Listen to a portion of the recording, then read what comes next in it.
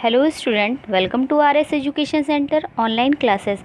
आज हम लोग क्लास 10th का केमिस्ट्री का चैप्टर नंबर 2 जिसका नाम है एसिड बेस एंड सॉल्ट, उसमें आपका आज का जो टॉपिक है वह है pH scale and pH value, या बोल सकते हैं पीएच मान। ठीक, तो आज हम लोग डिस्कशन करेंगे पीएच स्केल क्या होता है, पीएच मान क्या होता है। तो चलिए पहले हम पीएच स्केल को डिस्कशन करते हैं। जैसा कि आप चित्र में देख रहे हो, आपको एक स्केल की तरह, फुट्टे की तरह एक चित्र दिखाई पड़ रहा है जिसमें नंबरिंग है 1 से लेके 14 तक की नंबरिंग है। ठीक है, तो उसके बारे में अभी चर्चा करते हैं। पहले हम इस शब्द का अर्थ समझते हैं। पीएच का मतलब क्या होता है। देखिए, जो आप पी है, जो ये पी का मतलब है और पी का अर्थ होता है, पी जो है वो जर्मन भाषा के पुसांस से लिया गया है। पुसांस का मतलब होता है पावर या शक्ति। जो आपको एच दिख रहा है, यह रिप्रेजेंट करता है हाइड्रोजन आयन को। तो इसका अर्थ हुआ, दोनों को मिला के इसका अर्थ हुआ, पीएच का अर्थ हुआ हाइड्रोजन आयन की शक्ति को ही क्या कहा गया, पीएच कहा गया। चलिए परिभाषा में आते हैं। किसी विलयन में हाइड्रोजन आयन की सांद्रता को पीएच कहते हैं। एक साधारण भाषा में हम कह सकते हैं किसी विलयन में हाइड्रोजन आयन की सांद्रता को पीएच कहते हैं। चलिए, अच्छा, जो पीएच की जो खोज की थी, या कहते हैं अवधारणा दी थी, कॉन्सेप्ट दिया था, वो वैज्ञानिक थे सॉरेनसन। सॉरेनसन ने पीएच की जो अवधारणा को दिया। पीएच का मतलब होता है, या एक कह सकते हैं पीएच का मतलब होता है पावर ऑफ हाइड्रोजन। एक सरल संक्षिप्त शब्दों में कहा जाए तो पावर ऑफ हाइड्रोजन। चलिए अब हम बात करते हैं पीएच क्यों आखिर इसका उपयोग किया गया, क्यों इसका उपयोग किया जाता है।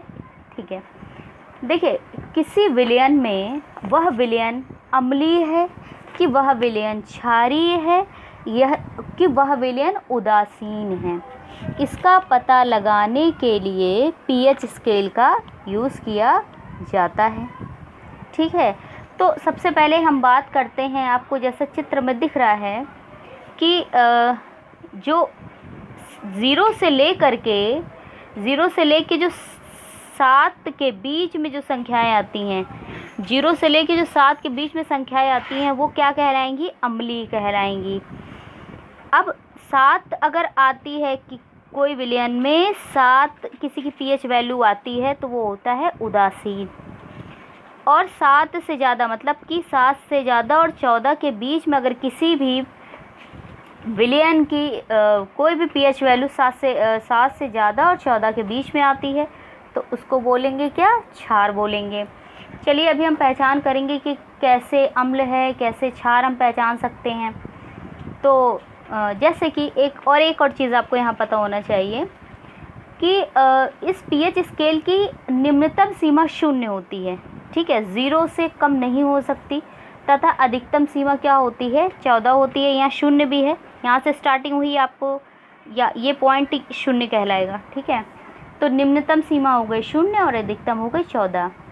यदि पीएच का मान 0 हो तो विलयन प्रबल अम्लीय, और जब 14 हो तो प्रबल क्षारीय होता है।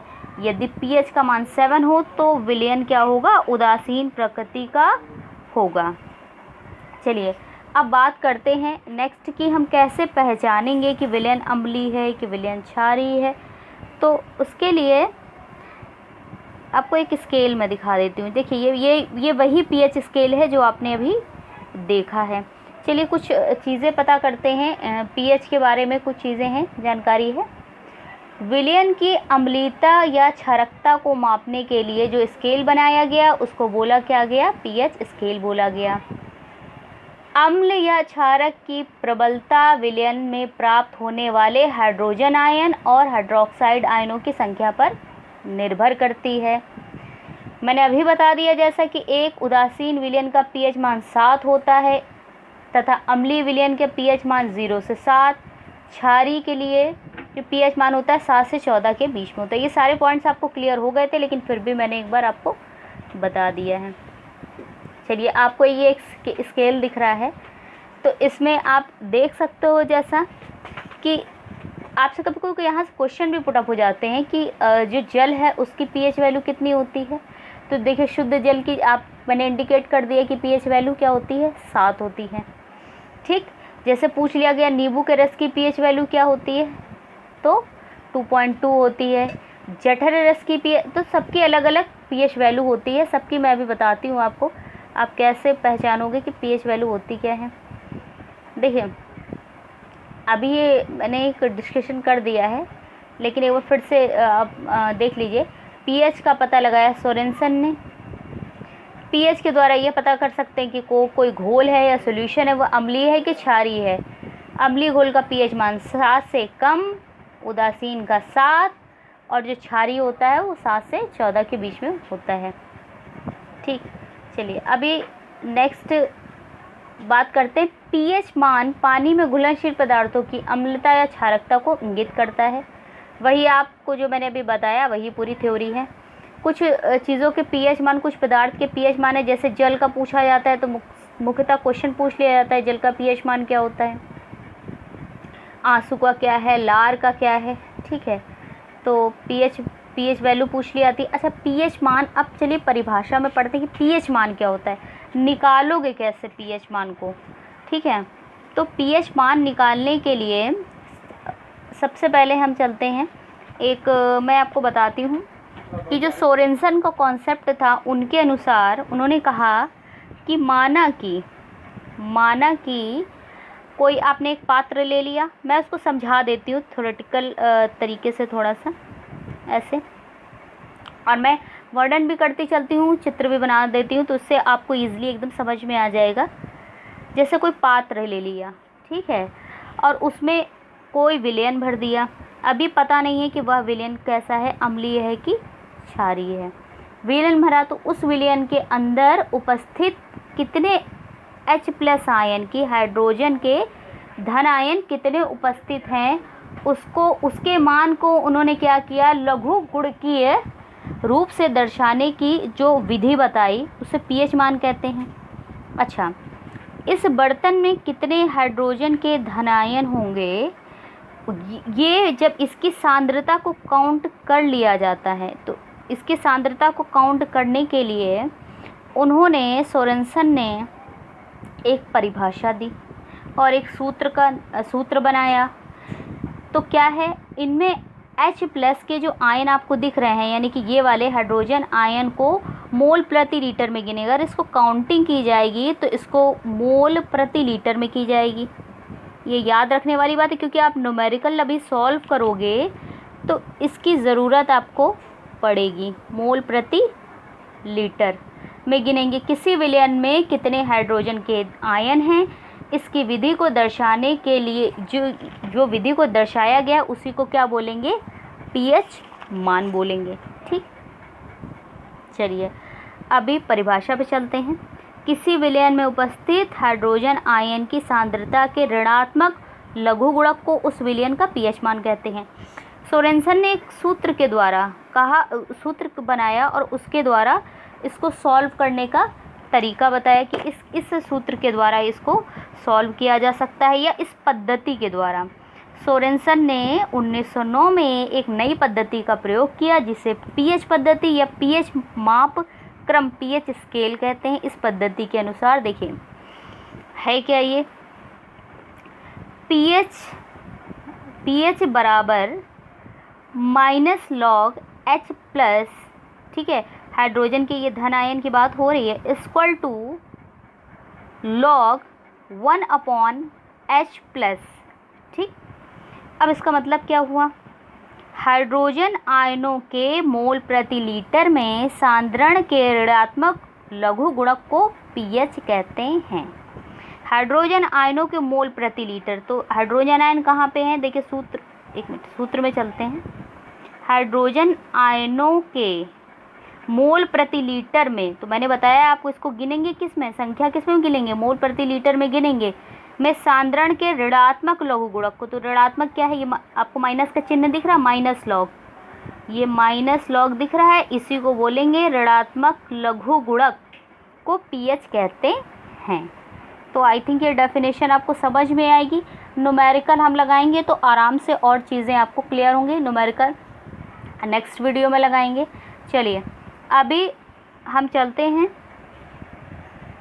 हमने यहाँ पे कुछ पदार्थों के पीएच मान और उनकी प्रकृति लिखी है। आपको आज पीएच स्केल पढ़ रहे हो तो आप कैसे पहचानोगे, जैसे, और इसमें से क्वेश्चन पूछे जाते हैं 1 नंबर के, जैसे कि लार खाने के पहले जो पीएच पत्र का रंग होगा वो होगा हरा। जब इसकी पीएच लगभग पीएच मान इसका क्या आएगा 6.8। एक एक करके चलिए अच्छा बताती हूँ मैं। ये प्रकृति कैसी होगी, अम्लीय, क्योंकि मैंने क्या कहा कि 7 से अगर कम है तो वो प्रकृति क्या होगी, अम्लीय होगी। 7 से यहाँ पर ये देखिए इंडिकेट मैं कर भी दे रही हूँ, ये सारे होंगे अम्लीय, ये सारे होंगे क्षारीय और ये होगा उदासीन। दूसरा है आपका लार खाने के बाद हरा, पीएच पत्र का रंग हो जाएगा हरा, पीएच का मान हो जाएगा 6.3, इसकी भी प्रकृति क्या होगी, अम्लीय होगी। फिर नींबू का रस नारंगी, पीएच मान इसका होगा 2.4, इसकी प्रकृति होगी क्या, अम्लीय। मैंने ये देखिए ये आ रही है ना यहाँ पे, ये देखिए यहाँ पर क्या है, नींबू का रस है और इसका पीएच वैल्यू भी दी हुई है। नेक्स्ट है रंग रहित वातित पेय हरा 2.5 से ले करके 3.2, मतलब एक एग्जैक्ट नहीं है, आप इसके से इसके बीच में हो सकती है।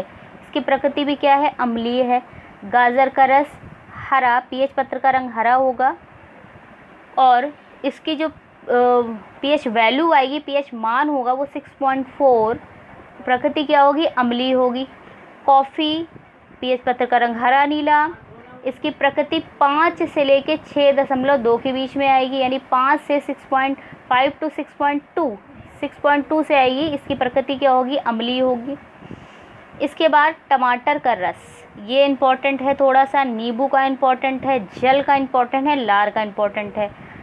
पूछा आप में कुछ भी इसमें से जा सकता है। पीला पीएच मान इसका आएगा 4, इसकी प्रकृति भी होगी अम्लीय, ठीक है। नल का जो जल होता है, ठीक है, हरा नीला आएगा 6.5 से 8, यानी कि अम्ल और क्षार। क्योंकि क्षार क्यों बोला गया, क्योंकि ये 7 से क्या हो गया, ज़्यादा हो गया, ठीक है। तो इसमें क्षारीय प्रकृति भी आ जाती है। कभी कभी आपने देखा कि नल का पानी थोड़ा सा कभी कभी कसैला तीखा टाइप का लगता है कुछ, तो हो गया। तो ये समझ गया। फिर नेक्स्ट है सोडियम हाइड्रोक्साइड नीला, पीएच पत्र का रंग नीला आएगा, इसका पीएच मान लगभग 14 में आएगा, इसकी प्रकृति क्या होगी, क्षार की होगी। इसके बाद हाइड्रोक्लोरिक एसिड लाल, पीएच पत्र का रंग और पीएच का मान होगा 0.1, इसकी प्रकृति क्या होगी, अम्लीय होगी, ठीक है।